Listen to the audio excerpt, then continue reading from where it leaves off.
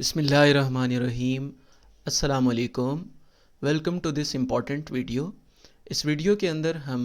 ایک important article کی summary کو پریزنٹ کریں گے اور اس کے اندر ہم اس کے کچھ امپورٹنٹ کی پوائنٹس، اس آرٹیکل میں ڈسکس ہونے والے فیکٹس، ان کا انالیسس اور اینڈ پر ہم ڈیفیکلٹ ورڈز کے میننگ کو ڈسکس کریں گے جو کہ آپ کے لیے بہت زیادہ ہیلپ فل ہوگا۔ یہ ہے ہمارا آج کا آرٹیکل جس کو ہم نے ڈسکس کرنا ہے۔ یہ ابھی ریسنٹلی ڈان نیوز پیپر کے اندر پبلش ہوا ہے۔ اس آرٹیکل کا نام ہے لیڈرز لیجیسی، یعنی جو ہمارے رہنما گزرے ہیں ان کا ورثہ، انہوں نے ہمارے لیے کیا کیا کیا ہے۔ اور اس آرٹیکل کو جن رائٹر نے لکھا ہے ان کا نام ہے نیاز۔ یہاں پر ہم نیاز مرتضیٰ کے اس آرٹیکل کی سمری کو پریزنٹ کریں گے۔ what are the key points in this article؟ سب سے پہلے اس آرٹیکل میں انہوں نے کچھ لیڈرز کے حوالے سے بتایا ہے کہ پہلی لیڈرز کی ٹائپ وہ ہوتی ہے جن کو ہم ٹرانسفارمیٹیو لیڈرز کہتے ہیں۔ ٹرانسفارمیٹیو لیڈرز وہ ہوتے ہیں جو ہمارے political system, economic system, social system کے اندر چینجز لاتے ہیں، اور یہ ایسی تبدیلیاں ہوتی ہیں جو عام طور پہ ڈیکیڈز تک چلتا ہے، یعنی کئی دہائیوں تک رہتا ہے۔ اور یہ ایسے لیڈرز ہوتے ہیں کوئی جو خود سے نیا سسٹم نہیں لاتے، بلکہ جو پہلے سے ایگزسٹنگ سسٹم ہوتا ہے اس کے اندر میجر چینجز لاتے ہیں۔ ان کی انہوں نے اگزامپل دی ہے ابراہیم لنکن، اور اسی طرح مہاتیر محمد، چارلز ڈی گولے جو کہ فرانس کے ٹرانسفارمیٹیو لیڈر تھے۔ اسی طرح مہاتیر محمد جو ہے وہ ملیشیا کے تھے، اور ابراہیم لنکن جو تھے وہ USA کے تھے۔ نیکسٹ ٹائپ ہے ریولوشنری لیڈرز۔ ریولوشنری لیڈرز وہ ہوتے ہیں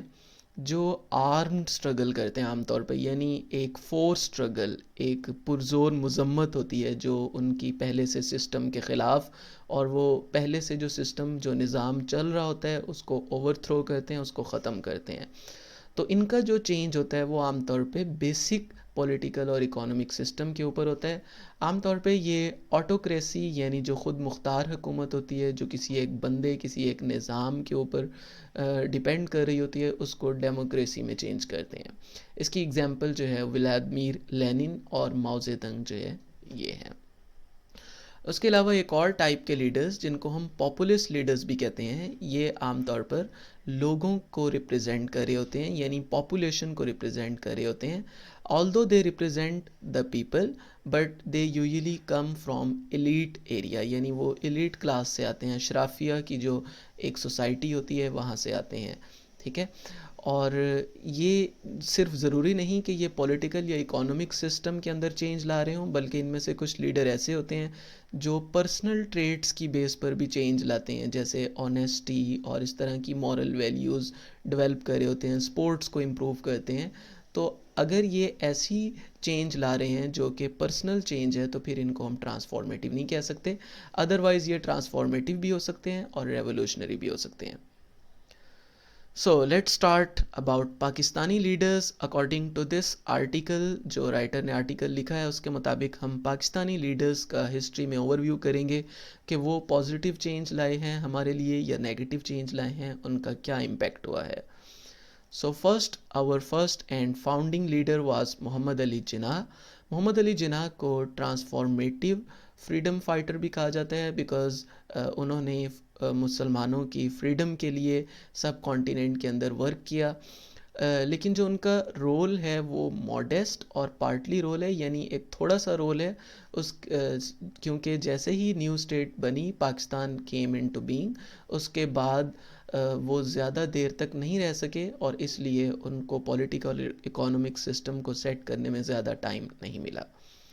اس کے بعد لیاقت علی خان آ جاتے ہیں۔ لیاقت علی خان کا جو ایک پازیٹیو رول ہے وہ یہ ہے کہ انہوں نے بہت اچھے سے ریفیوجی کرائسس کو مینیج کیا، جو لوگ مائیگریٹ ہو کے آئے تھے انڈیا سے پاکستان کی طرف، ان کو انہوں نے بہت اچھے سے مینیج کیا، سیٹل کیا، گورنمنٹ کو سیٹ کیا۔ لیکن ان کا ایک نیگیٹو امپیکٹ یہ تھا کہ انہوں نے کالونیل انسٹیٹیوشنز کو ہی ریپلیکیٹ کر دیا، یعنی جو پہلے سے انگریزوں کا نظام چل رہا تھا بر صغیر میں اسی کو ہی انہوں نے ریپلیکیٹ کیا، اور اسی بیس پر ہی انہوں نے اکانومک اور پولیٹیکل ماڈل بنایا۔ کسی بھی نئے ماڈل کو بنانے میں وہ فیل ہو گئے۔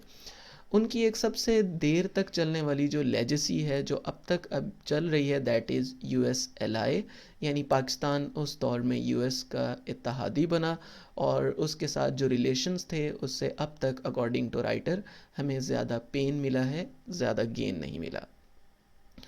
اس کے بعد جو مین لیڈر آئے دیٹ واز ایوب خان۔ ایوب خان کو اکارڈنگ ٹو رائٹر ہمارے بیسٹ لیڈرز میں سمجھا جاتا ہے، لیکن according to writer he is not, he has no more positive legacy. ایک ڈرا بیک یہ تھا کہ ان کا جو پولیٹیکل سسٹم تھا وہ سینٹرلائز تھا، مرکزی حکومت تھا، اس میں مرکز جو تھا اس کو زیادہ پاور ملی تھی، لیکن اس کے باوجود کیونکہ ہمارا ایتھنک ڈائیورسٹی زیادہ تھی، پاکستان اس وقت دو ریجنز میں ڈیوائڈ تھا، ایک ایسٹ پاکستان دوسرا ویسٹ پاکستان، اور ایتھنیسٹی یعنی لوگ آپس میں مختلف تھے، ان کی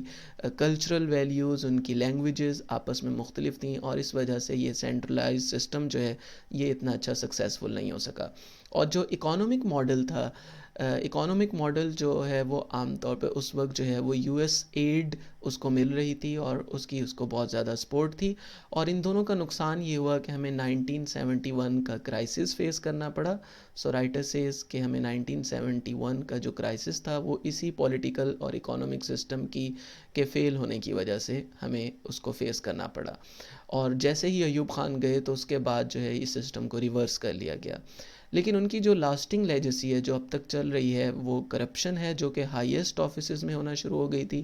اپر لیول پہ جو اپر آفیسرز تھے ان کی طرف، اور جو آرمی کا رول تھا پولیٹکس کے اندر وہ وہاں سے سٹارٹ ہوا، اور جو ایلیٹس کو بائسنگ ملتی تھی، ان کو طرفداری مل رہی تھی، وہ بھی اس دور میں سٹارٹ ہوا۔ ان کی ایک اچھی جو لیجسی تھی وہ انڈسٹریل ریولوشن تھی، لیکن اس کو بھی بعد میں پھر ایلیٹزم یعنی پولیٹیسائز کر دیا گیا، جو اپر کلاس وہاں سے جنریٹ ہوئی اور ان کا رول پولیٹکس کے اندر انفلوئنس زیادہ ہو گیا۔ So after Ayub Khan next leader was Zulfiqar Ali Bhutto. Zulfiqar Ali Bhutto جیسے ہی آئے انہوں نے فوراً سے ایوب خان کے سسٹم کو ڈسمینٹل کر دیا، سٹاپ کر دیا، روک دیا، اور انہوں نے ایک پارلیمنٹری سسٹم کو انٹروڈیوس کروایا، اور یہ ایک بڑا ہی زبردست سسٹم تھا کیونکہ اس میں جو کانسٹیچوئنٹ یونٹس تھے، جو صوبائی حکومتیں تھیں، جو مختلف خطے تھے پاکستان کے جن میں کلچرل ویلیوز تھوڑی سی ڈیفرنٹ تھیں، اور جو ریجنل لینگویجز تھیں وہ ڈیفرنٹ تھیں، اس طرح ان کو ایک بہت زیادہ سپورٹ ملی۔ اور اکارڈنگ ٹو رائٹر اب تک بہت زیادہ اٹیمپٹس ہونے کے باوجود بھی سٹل جو ہے یہ پارلیمنٹری سسٹم جو ہے یہ ہمارے پاس چل رہا ہے اور اچھے سے چل رہا ہے۔ اور انہوں نے پولیٹیکلی سسٹم جو ہے وہ انٹروڈیوس کروایا، that was not only theoretically بلکہ یہ پریکٹیکلی انٹروڈیوس کروایا، لیکن ایک ڈرا بیک یہ تھا کہ اس وقت بیوروکریسی جو تھی اس کو پولیٹیسائز کر دیا گیا، so it was a major drawback that was introduced at that time. اور جو اکنامک ماڈل تھا that was led by state, اور ایوب خان کے بعد جو ہے جو ذوالفقار علی بھٹو تھے ان کے دور میں سوشلزم کو انہوں نے سٹارٹ کیا، جس میں اسٹیٹ جو ہے وہ زیادہ انڈسٹریز کو سٹارٹ کرتی ہے، جیسے پاکستان سٹیل مل اور کچھ اور انڈسٹریز شروع ہوئیں، لیکن سٹل بعد میں ان کو اچھے سے نہ مینیج کرنے کی وجہ سے وہ پورلی ایگزیکیوٹ ہو گئیں، اور فورن پالیسی انڈیپینڈنٹ بنائی گئی لیکن بعد میں وہ چل نہیں سکی زیادہ دیر تک۔ نیوکلیئر ایمبیشن جو ایوب خان کے تھے وہ بعد میں سکسیسفل ہوئے، جو اس زمانے میں سٹارٹ ہوئے، اور انہوں نے جو گلف سٹیٹ کے ساتھ جو ٹائز کیں، جو ریلیشنز بنائے، اس سے فائدہ یہ ہوا کہ پاکستان کو ریمیٹنس یعنی سپورٹ ملنا شروع ہوئی، فائنینشلی جو ہے پاکستان سٹرونگ ہوا، اور اس سے جو ایک مسلسل ٹریڈ میں ڈیفیسٹس آ رہے تھے وہ ختم ہوئے، لیکن اس سے ایک دو بڑے نقصان یہ ہوئے کہ ہم ڈیپینڈنٹ ہو گئے ان سٹیٹس کے اوپر اور دوسرے کنٹریز کے اوپر، اور جو اس علاقے کے پاکستان کے جو سکلڈ لوگ تھے وہ مائیگریٹ ہونا شروع ہو گئے۔ یہی ریزن ہے کہ پاکستانی لوگوں کی ایک بڑی تعداد جو ہے وہ گلف سٹیٹس کے اندر ہے۔ پھر ضیاء الحق کا ٹائم آیا۔ ضیاء الحق ایک بہت اہم ٹرانسفارمیٹیو لیڈر سمجھے جاتے ہیں، لیکن ان کی جو پالیسیز تھیں اس کی ایک بہت زیادہ نیگیٹو لیجسی ہے اکارڈنگ ٹو رائٹر۔ سو اس سے جو ایک سوشل پولیٹیکل اکانومک سسٹم کے اندر فلاز آئے، اور اکارڈنگ ٹو رائٹر انہوں نے بہت زیادہ ٹاکسک سٹرین شروع کیے، انجیکٹ کیے اس کی وجہ سے، اور ایک تعصب کو شروع کیا، یعنی آپس میں جو کانفلکٹس تھے وہ زیادہ ہو گئے between the people with in the same state, اور اس طرح ڈیپ کنزرویٹزم کا کانسیپٹ آیا، اور پھر جو ہے فیتھ کی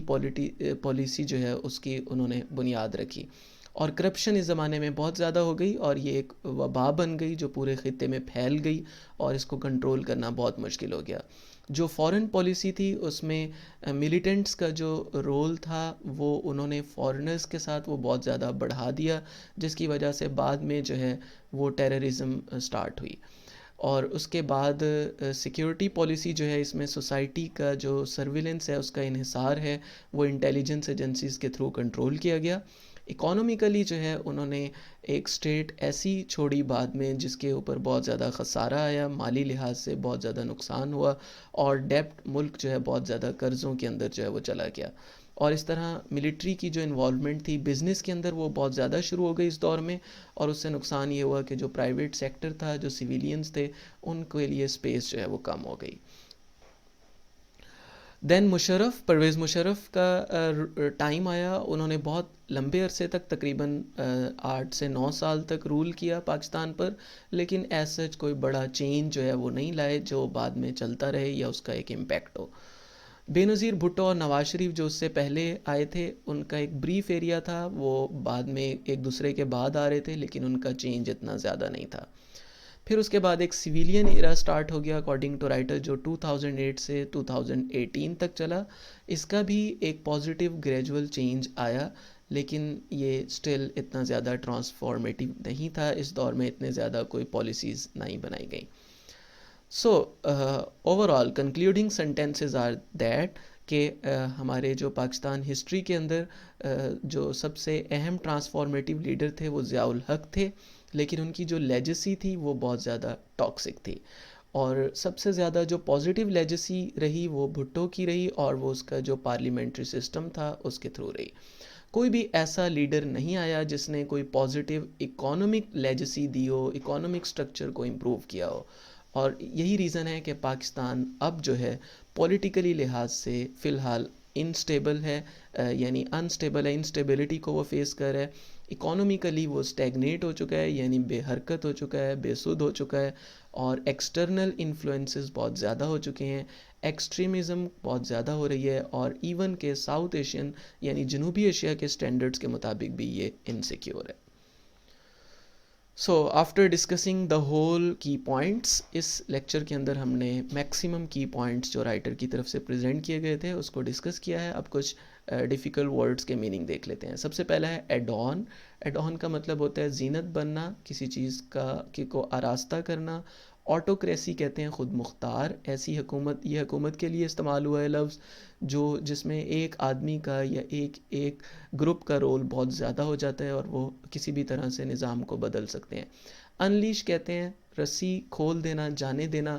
کنزرویٹزم کہتے ہیں قدامت پسندی، قدیم روایات کا تحفظ، یہ ضیاء الحق کے لیے یوز ہوا ہے۔ سرویلنس کہتے ہیں نگہبانی، نگرانی، حفاظت۔ برین ڈرین کہتے ہیں کسی ملک سے خاص افراد کی ہجرت، یہ ایوب خان کی پالیسیز کے لیے یوز ہوا تھا کہ اس دور میں جو ٹیلنٹڈ لوگ تھے وہ وہاں سے ہجرت کر گئے۔ جیل ود کہتے ہیں موافقت ہونا یعنی مطابقت رکھنا۔ سیمنٹ کہتے ہیں بنیاد رکھنا۔ سٹیگنیشن کہتے ہیں ٹھنڈ پڑ جانا، بے حرکت ہو جانا۔ سرویلٹی کہتے ہیں غلامی، چاکری، اور فیولڈ بائی کہتے ہیں ایندھن ہونا کسی چیز کا یعنی امداد ملنا، ٹھیک ہے۔ پریسیڈنگ کہتے ہیں سابقہ کو۔ So that was all in this video, hope so اس میں آپ کو بہت کچھ سیکھنے کو ملا ہوگا۔ اگر آپ کو یہ ویڈیو پسند آئی ہو تو وی ریکویسٹ یو کہ آپ ہمارے چینل کو ضرور سبسکرائب کر لیں اور بیل آئیکن کو کلک کر لیں تاکہ آپ کو آئندہ ایسی بہت ساری یوزفل ویڈیوز مل سکیں۔ تھینک یو سو مچ، اللہ حافظ۔